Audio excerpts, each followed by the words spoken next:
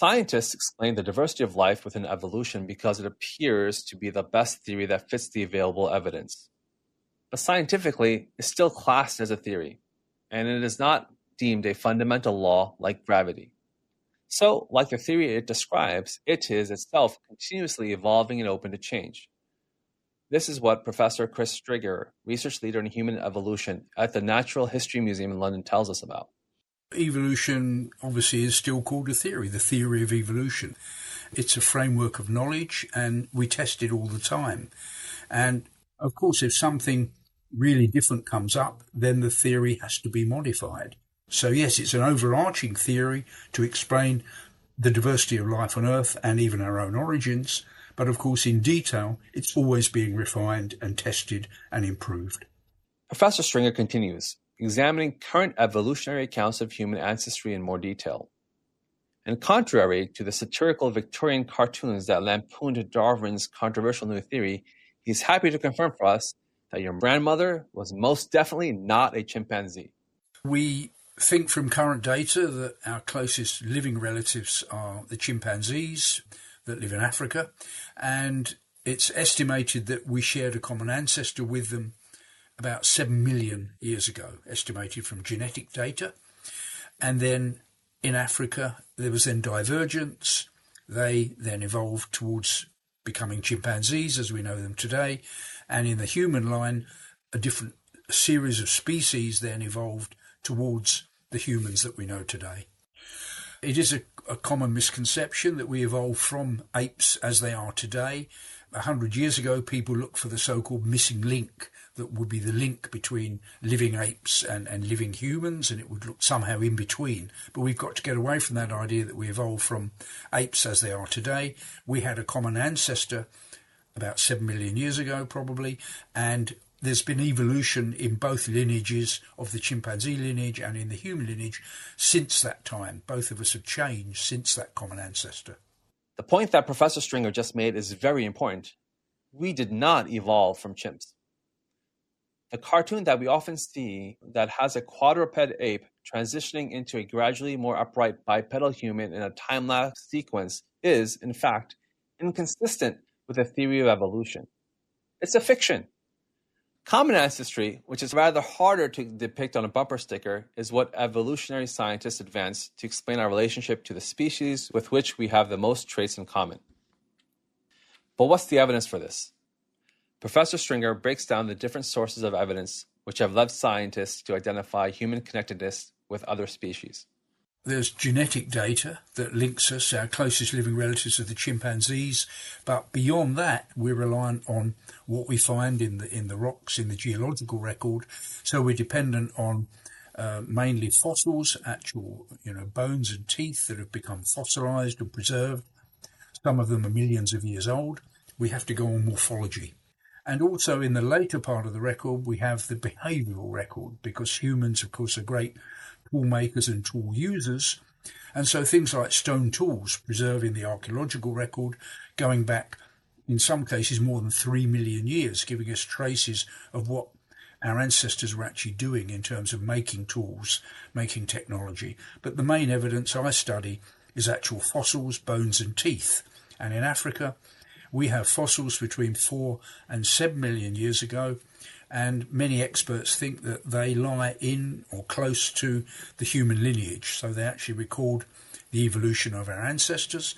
And then from between 2 and 4 million years ago, we have a huge range of fossils in Africa, mainly creatures of a group called Australopithecines, southern apes. But this group was very diverse. These creatures were in many ways ape-like in terms of their small brains and in terms of their skeleton, which suggested they were still spending some time in the trees, but they could walk upright. So their hips and their leg bones and their feet show that they were walking upright as we do. So they're a sort of mosaic of ape-like and human-like features. And they range between 2 and 4 million years ago. And then when we come into the last 2 million years, we have the appearance of things that we can pretty certainly identify as human. Their brains are larger than those of apes.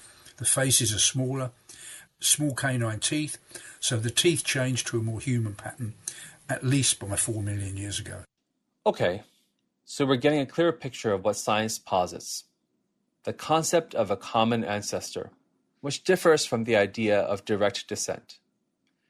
Current evolutionary theory is not claiming a simple straight line of A evolved into B, which evolved into ourselves. As Professor Stringer points out, the tree of life, to borrow Darwin's metaphor, is very bushy, with some twigs leading to nowhere and others continuing to branch.